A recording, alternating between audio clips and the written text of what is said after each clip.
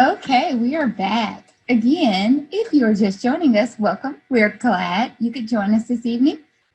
Our fifth session of the evening is Surviving and Thriving in 2020, 5 ways to help your child cope with challenges this school year. Presenting this information for us this evening is Mariana Carpio and Kara Hill. Mariana is a licensed clinical social worker. She's been with Dallas ISD for almost a year. Prior to working with Dallas ISD, Mariana worked for a nonprofit agency in Tarrant County, where she also worked with children and their families. Mariana enjoys spending time with her dog and being outdoors. Kara.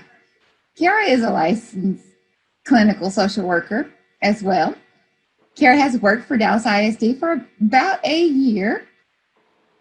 And prior to working with Dallas ISD, Kara worked at a local hospital where she worked very closely with patients and their families.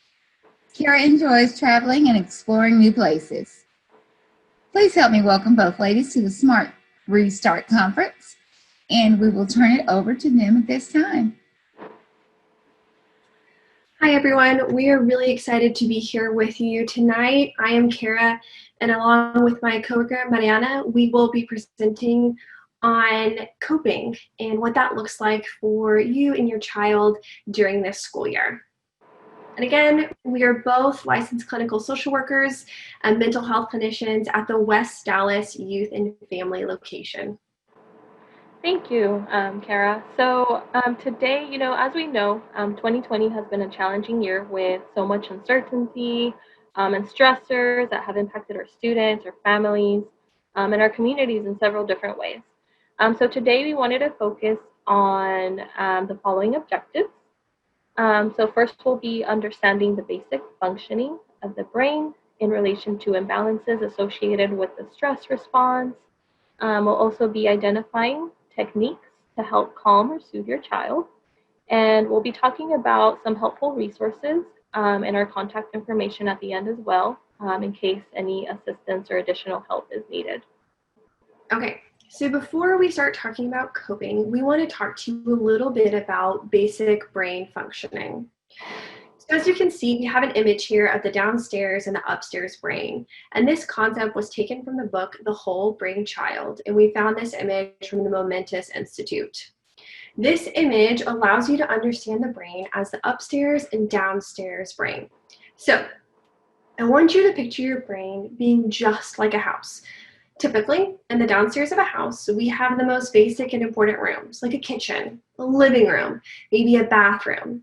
And in the downstairs of our brain, we find the most basic functions, like breathing, those strong emotions, and innate reactions to danger, such as flight, fright, or freeze. As we move into the upstairs part of the brain, it's responsible for more complex thinking, imaging, and planning, and things like body control, play, and empathy. We use the upstairs part of our brain to think critically, to problem solve, and to make sound decisions. Now, to function, you need both parts of your brain, the upstairs and the downstairs. The downstairs part of your brain kicks in urgent situations, causing you to move, freeze, and fight. It helps you breathe, really important things. And then as we move into the upstairs brain, it helps monitor those strong emotions from the downstairs brain and make sense of them. And just like in a house, and you can see in the picture, your upstairs and downstairs brain is connected by a staircase. And when that staircase is built, the upstairs brain is able to monitor those strong emotions. So where do you come in? As parents and caregivers, you help build the staircase for your child. And this is done by recognizing which part of the brain that they're functioning in. So how do you know? Let me give you an example. If you're sitting at dinner and your child gets really upset because they couldn't pick out what's for dinner, but after eating, they calm down, they gain control of their body, they think about it clearly, that child is in the upstairs part of their brain. But the child who cannot calm down, is unable to think clearly, that child is still functioning in the downstairs part of their brain.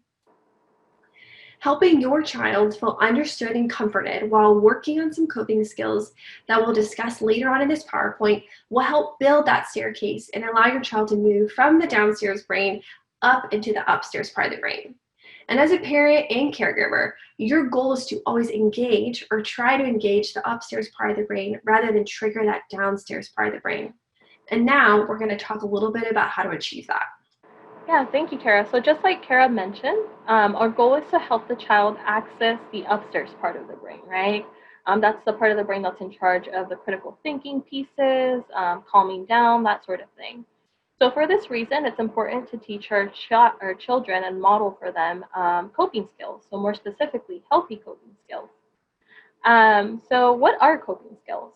So the definition that we sort of concluded or came up with was coping skills are valuable tools to manage stressful events, long-term anxiety, and emotional concerns. So there are two different types of coping skills.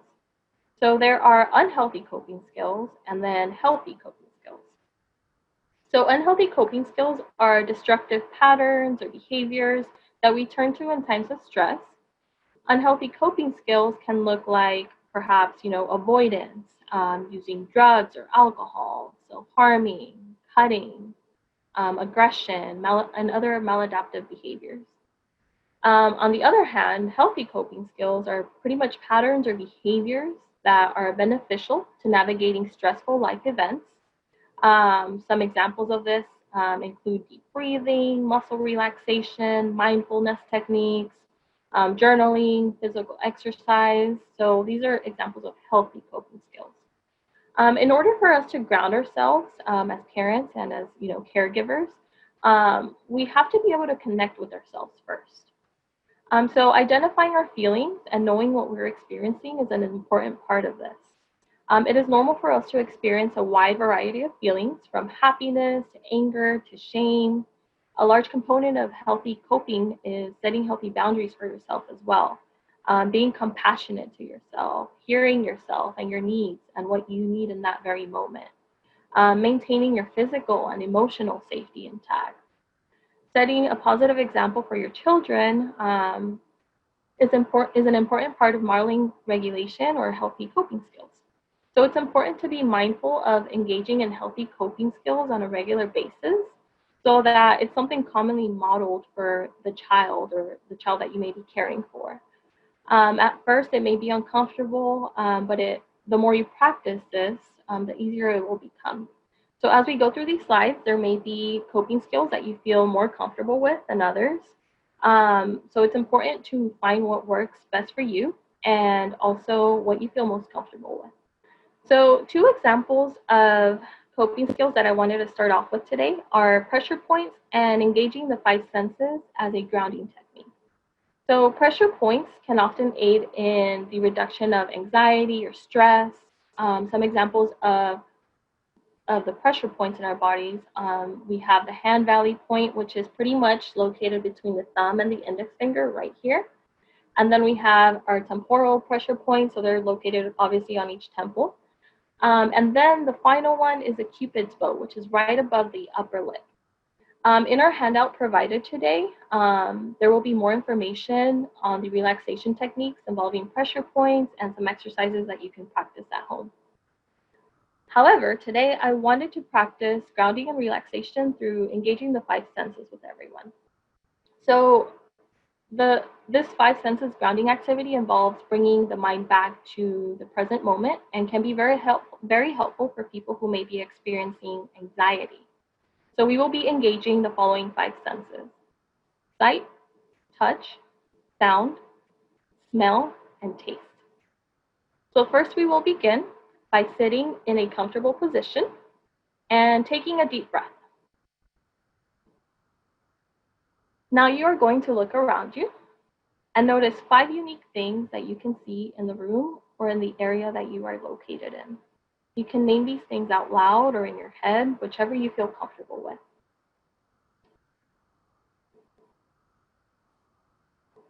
Then we are going to pay attention to our sense of touch. So notice four things on or around you that you can feel with your hands, your feet, your skin, maybe the clothing on you. And you can list them out loud, or you can just kind of say them, in your head. So next up, we are going to stay quiet and just pay attention to what we hear around us or in the room. And we're going to list 3 things that you can hear, maybe in the room or the location that you are in.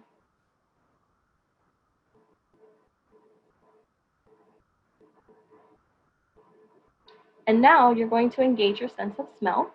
So you're going to maybe take another deep breath and notice maybe 2 different unique smells that you smell in the location that you're in or in the room that you're in.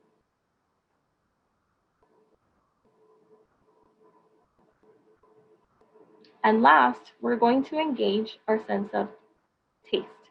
So I want you to pay attention kind of like to your mouth. Maybe, you took a sip of water and notice what it tastes like. If you have, a piece of candy or food around you, put it in your mouth and notice or pay attention to what that tastes like.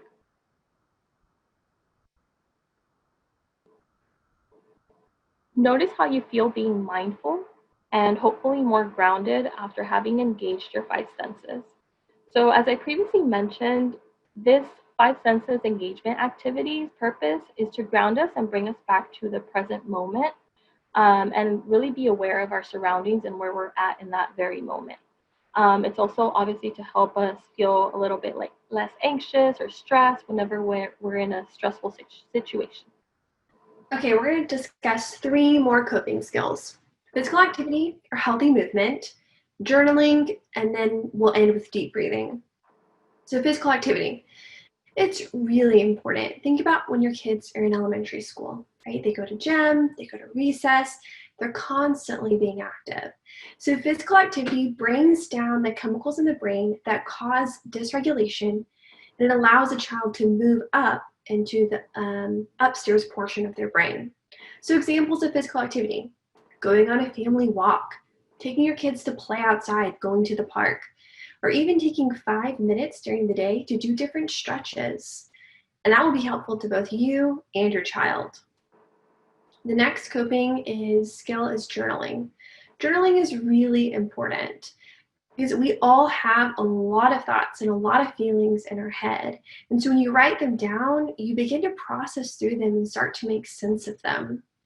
Now, when you're journaling, you can engage in free writing and write whatever you want to write about. Or you can choose to write about different prompts. So something like a list of things you're grateful for.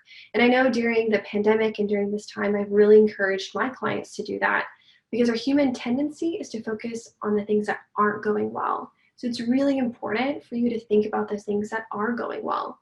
Or another idea would be writing about specific challenges you're facing. And that too is really important to begin that process of thinking about, how is this affecting you? How is this affecting my feelings?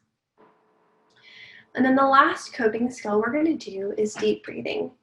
So when individuals are frightened, they breathe out the top 1/3 of their lung. And a lack of breathing or shallow breathing, like, can cause anxiety and aggression. And deep breathing works by taking slow and deep breaths to trigger your body's relaxation response. And it's really important that you practice deep breathing when you're calm, instead of trying to engage it for the first time when you're really stressed, so that your body can begin to get used to it. So how do you take deep breaths? What's the correct way? So what you do is you breathe in through your nose and you breathe out through your mouth. And as you're breathing in, you should feel your stomach expand out. Sometimes it's really helpful to have your hand on your stomach so you can feel it expand out. And then as you exhale, your stomach is going to pull back in. And each time you breathe, you're going to breathe slower and slower to help calm you down. So when you're breathing in, it's helpful to count from 1 to 5 to ensure that you're breathing slowly. And then again, as you exhale, to count from 1 to 5, or until you don't have any breath left. So we're going to practice some deep breaths together. Again, it's in through your nose and out through your mouth. We encourage you to have both feet on the floor. And if you choose to at your home, you can close your eyes. We recommend that to our clients to help them focus on their breathing and to help the calming. So we're going to breathe in, and we're going to breathe out. we're going to do that one more time. We're going to breathe in, and we're going to breathe out. And you do that as many times as you need until you start to feel calm, until you start to feel relaxed. And if you're teaching this skill to your child, it's really helpful to give them some kind of imagery or picture of how to do it. So in the slide, we have a picture of a pinwheel, right? So you teach your child to breathe in really big and then to exhale super strong so they can see that pinwheel spinning. Or, also encouraging them to put their hands on their stomach so they can do that big, deep belly breath to see it moving up and down. And as Mariana mentioned, we have a handout and we have additional coping skills that can be helpful to your family. So we wanted to end this coping skills topic by discussing the coping skill of reaching out and asking for help. So we have the ability to be present for ourselves and our children. It doesn't have to be one or the other, right? So listed on here is our contact information. We currently have 12 youth and family centers throughout Dallas ISD. Our contact information will also be provided to you on the handout provided today. You may call or visit the website to find which center is closest to you or your child's school. We urge parents to also reach out to their child's school counselor and school nurse, and if there is a parent liaison available, them too, for any additional support. So thank you so much. Okay. Thank you, ladies. It is now time for our Q&A session. I have the most frequently asked questions from our live Q&A feed. Now we'll give our presenters the opportunity to answer those questions at this time. First up, will teachers be able to implement the 5 senses activity with students, or are these activities only to be used at home? Can teachers learn to incorporate these as well? I think Mariana would agree with me that I think it's a great idea to incorporate some of these different skills with the teachers for the students. I know that there's been separate presentations. We did not get the opportunity to present them, but I think we are working on different ways to incorporate these in the classroom setting to help regulate the kids. Yeah, and I also wanted to add on there. So prior, we have been able or have had the ability to work in the schools. I have observed some of the teachers using like deep breathing techniques or calming corners to help the children regulate or calm down in the classroom. So. Okay. Where can parents get help for their child if these strategies do not work? So as we previously listed, our contact information will be on the handout if you all need support, if there is additional support needed.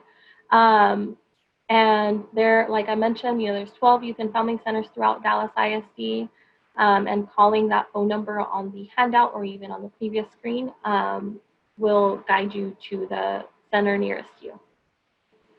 Okay. And as well, just to add on to that, we also have clinic-based services and school-based services as well. So we have mental health clinicians in a lot of different areas throughout the district. Great. How can parents find out about the different family and youth locations, the 12 that you mentioned? Yes, so you can go to our website. I would just, if I were you, the easiest thing for me to do is I would Google DISD Youth and Family Centers, and then on our homepage it lists all the different clinics, and I think it actually has a map maybe, so you can look and see where you live and the center that's closest to you. Okay, another question. Will your department be offering more sessions such as this to help parents with different strategies beyond the ones that were presented today? Yes, so our department actually has, clinicians and also psychiatrists available.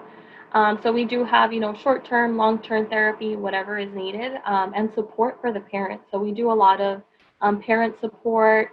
I know me and Kara have also started like a group for parents, parenting skills workshops, that kind of thing, pretty much on an as-needed basis. So as parents come in, we try to, adjust or fit the needs of whatever they're presenting. Well, that's good, and we'll be sure to invite you to our virtual Fam Jam sessions too, so that you can present then too as well. So some of those that you mentioned, Mariana, where if parents want to find out more more information about the ones that you mentioned, where would they go? Yeah, so as far as the services, so you would obviously contact the center that's nearest you, and then there they will be able to tell you whether or not it's offered, and if it's not offered at that center, they will redirect you to wherever it is offered. For example, if you need a parenting group, me and Kara have a West Dallas parenting group. So. Okay, great. All right. The last question is, where will parents be able to access the handout? That is a good question, and I'm hoping, Sarah, that you can help us with that. I'll be sure to help you with that. I will. Parents and attendees, all handouts will be found on our DPC webpage. I'll show you that how to get to that webpage shortly, and all the session handouts will be available. But if there are specific ones, or if you ladies wanted to add a couple more, that would be great. If you'll send those to me, I'll make sure they get put on as well. All right, it is now time to wrap up our 5th session. I want to thank both Mariana and Kara for sharing that important information with us this evening. Yes, thank you. Parents, thank you.